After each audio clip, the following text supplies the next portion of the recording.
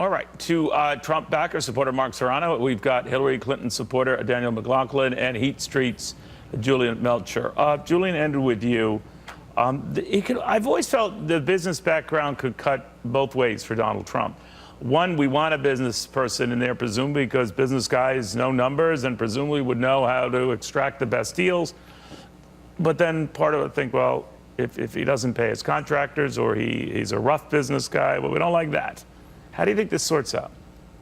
Well, I certainly think he got hammered on his business record in this last debate. A huge part of his struggle right now is to prove that he's a compassionate, likable guy. And I think snide comments like "that's just business" when millions of Americans were suffering did not help his cause.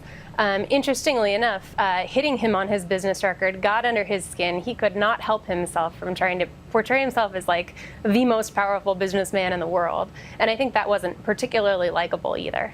But, you know, we don't like a lot of business titans, but they're business titans for a reason. And so one of the things I'd like to raise with you, Mark, is the fact, do you want, you know, really a nasty SOB in that job if he's going to extract the best deals and as Donald Trump says, come under budget and early and demand the federal government, with trillions at its disposal, start thinking and doing the same? Yeah, Neil, for once we might be able to get the nastiest SOB to run this government and cut out the waste, cut down spending like we know Donald Trump can do. Look, this guy earned $362 million in 2014. Over the lifetime of The Apprentice, he earned $213 million.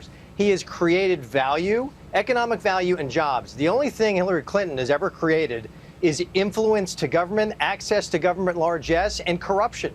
So if we compare the two, believe me, the value is there, and he's going to stand by his record because he is the un-Romney. He is not going to be ashamed about his business success. He's going to demonstrate how he can convert that to help government and cut waste and cut spending. The nastiest SOB, that really resonates with voters who are on the fence. Well, but no, I'm wondering how many a second. more that we don't appreciate. It's about applying a business approach to government. I hear you. Danielle, what do you make of that? Because it's very easy to vilify anyone in business. Hollywood does it all the time, even down to their animated features. And even in a wonderful movie like It's a Wonderful Life, the villain is this greedy, awful banker. So that's the way it's built into our culture to be distrustful. But is that justified? Is that fair? Well, I agree with you about what we've built into our culture, and I also think Democrats perhaps overreached with Mitt Romney and the criticisms of him when he ran, the idea that he was using his father's money and influence. I think Trump is another level altogether, though. And with politicians, I think voters want to see if they can talk the talk, but if they walk the walk also.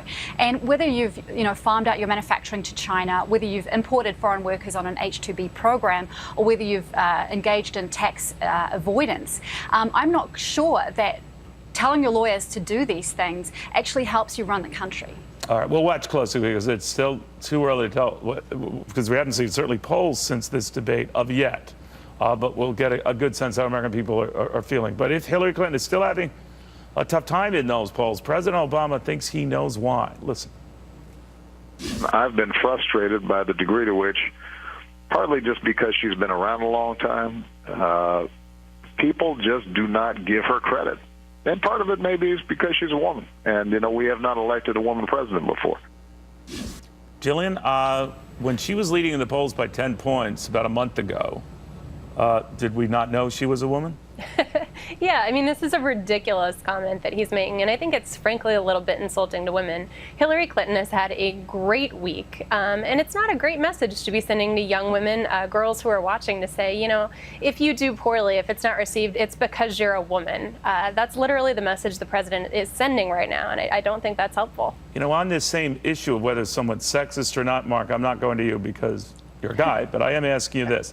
The New York Times took Donald Trump to task for the way he constantly interrupted Hillary. And clearly implicit in that was because she was a woman, and it's not the way you treat a woman. I don't know in this day and age whether we really think that way. I would certainly think nothing of Hillary Clinton interrupting him, whether he's a man or a woman. But what did you make of that argument?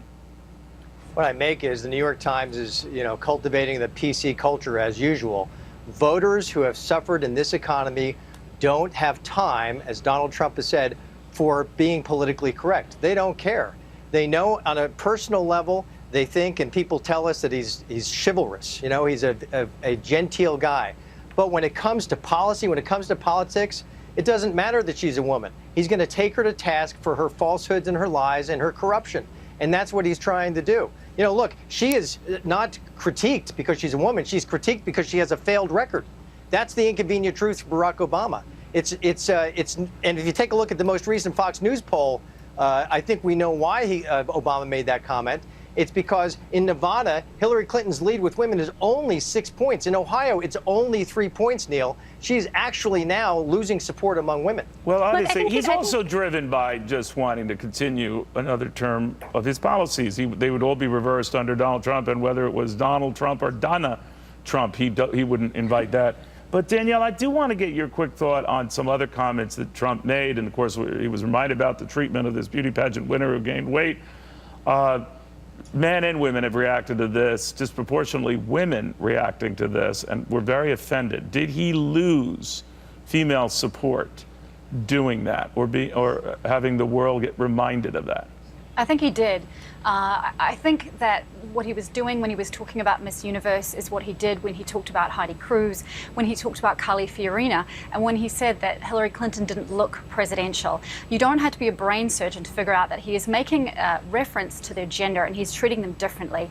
I don't think Hillary Clinton had any problems with being interrupted by Donald Trump 51 times in the debate. All she wants is to be treated equally. That's frankly all any woman wants. And so this notion that we should be judged on our looks and not on our qualifications, that's the real problem. I always say, don't judge me on my looks. I mean, I didn't get here winning any, pageant.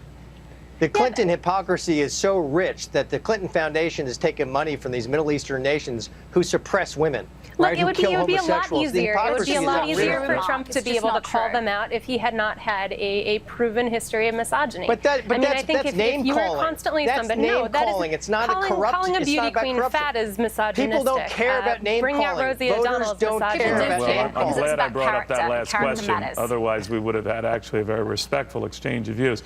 Guys, thank you all very, very much. And if we offended anyone, it's actually Gasparino's.